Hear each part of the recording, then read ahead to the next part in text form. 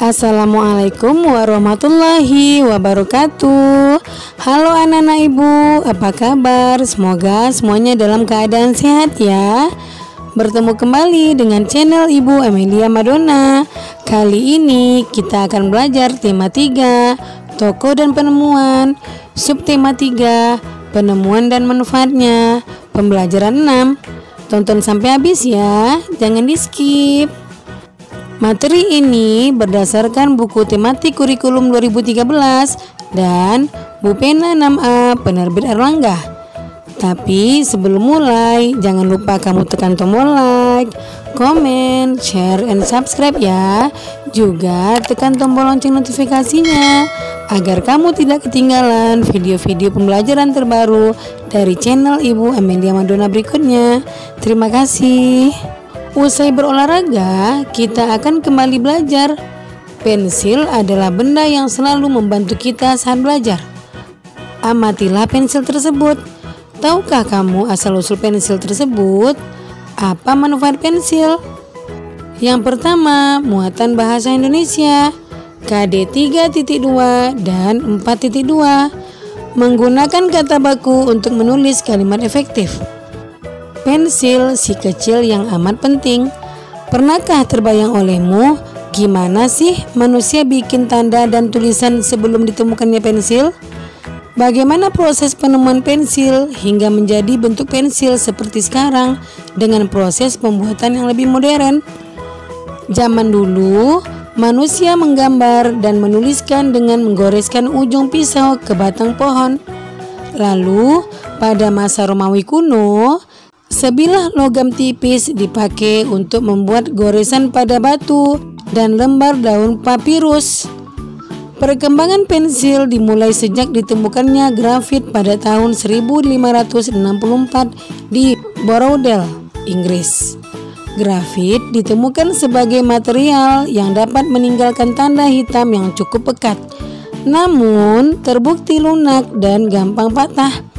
Untuk itu, grafit membutuhkan tangkai pemegang. Pada mulanya, grafit hanya dibungkus oleh tali yang terbuat dari kulit domba. Terus, ditemukan cara untuk memasukkan grafit di antara dua bilah kayu yang dilubangi. Ketika itulah mulai dikenal alat tulis yang kini dinamakan pensil. Pensil mulai dibikin secara massal pada tahun 1662 di Nuremberg, Jerman. Mulai abad 19, Faber-Castell, Lyra, Staedtler, dan perusahaan-perusahaan lain mengembangkan pensil buat alat tulis secara pesat. Pada zaman modern, pensil dibuat dengan hancurkan grafit murni sama tanah. Bentuk tipis, panjang, dan dilapis dengan kayu, jadilah pensil dengan bentuk yang kita kenal saat ini. Pensil menjadi benda yang penting banget hingga saat ini. Kalau nggak ada pensil, kita bakal kesulitan waktu lagi belajar. Kita juga nggak bisa bikin karya tulis, seperti cerita pendek, puisi, dan tulisan lainnya. Nah, anak-anak ibu, mari kita tentukan jawaban pada diagram berikut. Paragraf pertama, topik masalah, yaitu tentang pertanyaan, penemuan, dan perkembangan pensil. Paragraf kedua, deret penjelas. Zaman dulu, manusia menggambar dan menulis dengan menggoreskan pisau ke batang pohon atau menggoreskan logam pada batu atau daun papirus. Perkembangan pensil dimulai dari penemuan grafit yang mampu membuat goresan hitam pekat namun lunak dan mudah patah. Kemudian grafit dibungkus tali dari kulit domba. Sejak ditemukan cara memasukkan grafit di antara dua bilah kayu, alat tulis bernama pensil dikenal. Kemudian, paragraf ketiga, pembuatan pensil secara massal dimulai tahun 1662 di Nuremberg, Jerman. Kemudian, mulai abad 19, banyak perusahaan yang mengembangkan pensil sebagai alat tulis secara pesat. Yang kedua, pada zaman modern, pensil dibuat dari bubuk hasil penghancuran grafit dan tanah liat. Lalu campuran ini dicetak menjadi bentuk tipis panjang yang dilapisi kayu seperti pensil saat ini. Kemudian yang terakhir, paragraf keempat, Pensil menjadi benda penting karena tanpa pensil kita akan kesulitan belajar dan tidak bisa membuat karya tulis. Nah, anak-anak ibu, mari kita cari kata-kata yang bercetak miring dan kita pelajari pada pembelajaran berikutnya. Yang pertama, gimana sih? Yang kedua, bikin. Kemudian modern, zaman, dipakai, gampang, terus, dibikin, ngembangkan, buat, hancurkan, sama, banget, kalau nggak ada, bakal, waktu lagi, nggak bisa bikin. Nah, itulah kata-kata yang bercetak miring pada teks yang berjudul Pensil, si kecil yang amat penting. Sebagai pelajar, tentunya kita perlu memiliki sikap disiplin dan bertanggung jawab terhadap tugas-tugas kita. Yang kedua, muatan PPKN KD 3.2 dan 4.2, melaksanakan kewajiban dengan bertanggung jawab. Kamu sudah belajar tentang pengertian kewajiban dan pelaksanaannya. Ayo ingat kembali. Kewajiban adalah sesuatu yang harus dilakukan dengan penuh rasa tanggung jawab. Jika kewajiban tidak dilaksanakan secara bertanggung jawab, dapat berdampak pada hak orang lain. Berikut manfaat melaksanakan dan akibat tidak melaksanakan kewajiban kita secara bertanggung jawab. Yang pertama, kewajiban merapikan mainan setelah bermain. Manfaatnya adalah mainan lebih awet dan rumah tetap rapi. Akibat jika tidak melaksanakannya, mainan mudah rusak dan rumah jadi berantakan. Yang kedua, kewajiban datang ke sekolah tepat waktu. Manfaat melaksanakannya adalah tidak ketinggalan pelajaran. Sedangkan akibat tidak melaksanakannya, proses belajar menjadi terganggu. Yang ketiga, kewajiban melaksanakan piket kelas. Manfaat melaksanakannya adalah kelas bersih dan rapi, serta nyaman untuk belajar. Kemudian akibat tidak melaksanakannya adalah kelas menjadi kotor dan berantakan serta tidak nyaman untuk belajar. Kemudian kewajiban menjaga fasilitas umum. Manfaat melaksanakan kewajiban, semua orang tetap dapat menggunakan fasilitas umum dengan nyaman.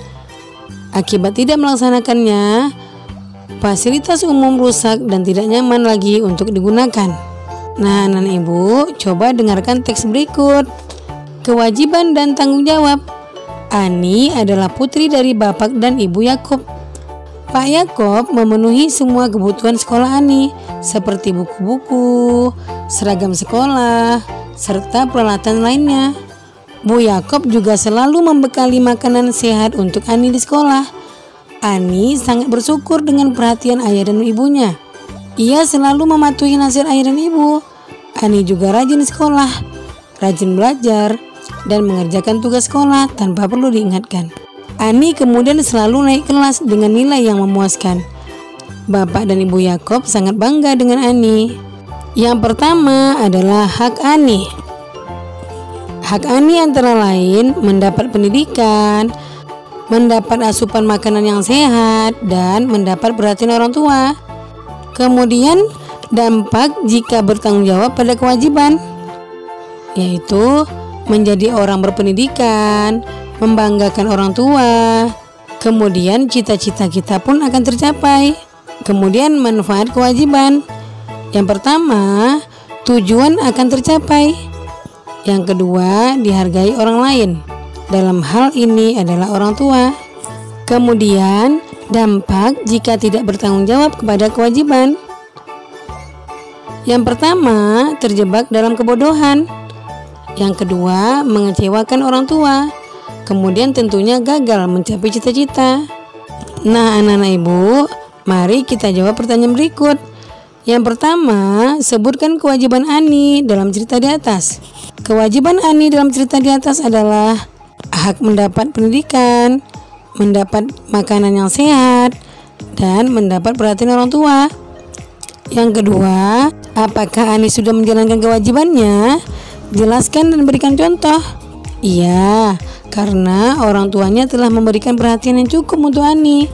Contohnya, hak bersekolah untuk mendapat pendidikan, mendapat peralatan sekolah untuk mendukung sekolahnya, dan bekal makanan yang sehat untuk menjaga kesehatannya. Yang ketiga, apa manfaat hak tersebut bagi masa depan Ani? Manfaat hak tersebut bagi masa depan Ani adalah ia akan menjadi orang yang berpendidikan dan sehat, sehingga ketika dewasa ia dapat mencapai cita-citanya. Kemudian yang keempat, apakah Ani telah bertanggung jawab terhadap hak yang telah didapatkannya? Jelaskan dan berikan contoh. Iya, karena perhatian orang tuanya tidak disia-siakan. Hal tersebut tercermin dari sikapnya, yaitu saling mematuhi nasihat orang tua, rajin sekolah, rajin belajar, dan mengerjakan tugas. Kemudian pertanyaan terakhir, apa yang akan terjadi jika Ani tidak bertanggung jawab terhadap haknya? Jelaskan dan berikan contoh. Tentunya orang tua Ani akan kecewa. Ani akan terperangkap dalam kebodohan serta akan merusak masa depannya. Bagaimana dengan dirimu sendiri? Apakah kamu telah bertanggung jawab terhadap kewajibanmu? Nah, sekarang saatnya untuk merenung dan memperbaiki diri. Tuliskan pengalaman dirimu dalam menjalankan kewajiban, baik di rumah maupun di sekolah. Tulislah dalam diagram berikut. Nah, anak-anak ibu, kamu dapat mengisi diagram ini berdasarkan materi yang telah ibu jelaskan tadi, yaitu di awal video pembelajaran. Anak-anak hebat harus semangat. Nah, demikian video pembelajaran ibu kali ini. Semoga bermanfaat ya. Jangan lupa kamu jaga kesehatan, ikuti protokol kesehatan, tetap di rumah, dan semoga wabah COVID-19 cepat berakhir dan anak-anak ibu bisa datang ke sekolah lagi, bertemu teman-teman dan guru yang dicintai. Sekian, assalamualaikum warahmatullahi wabarakatuh.